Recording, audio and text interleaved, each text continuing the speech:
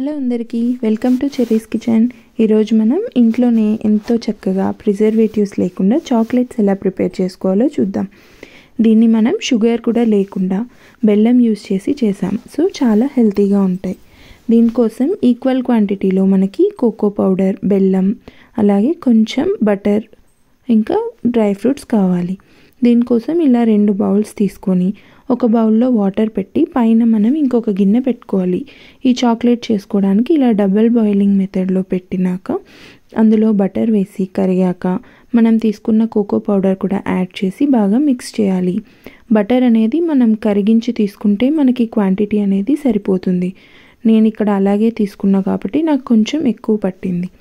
ఇలా వేసాక ఇందులోకి మనం బెల్లం పౌడర్ కూడా వేసి బాగా మిక్స్ చేసుకోవాలి.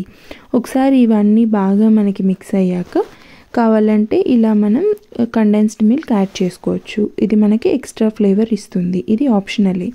ఇలా అన్నీ వేసుకున్నాక బాగా మిక్స్ అయ్యేదాకా మనం బాగా మిక్స్ చేసి ఇందులోకి మనకు నచ్చినటువంటి డ్రై ఫ్రూట్స్ అనేది యాడ్ చేసుకోవచ్చు.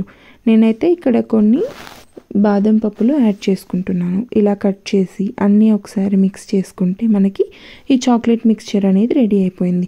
ఇప్పుడు ఇలా మనం ఒక చాక్లెట్ మౌల్డ్ తీసుకొని అందులోకి మన దగ్గర ఉంటే వైట్ చాక్లెట్ ఇలా వేసుకుంటే అది కొంచెం వైట్ అండ్ డార్క్ చాక్లెట్గా ఉంటుంది. ఇప్పుడు ఇందులోకి మనం ముందుగా రెడీ చేసి పెట్టుకున్న చాక్లెట్ మిక్స్చర్ అంతా ఈ విధంగా స్పూన్తో వేసుకోవాలి.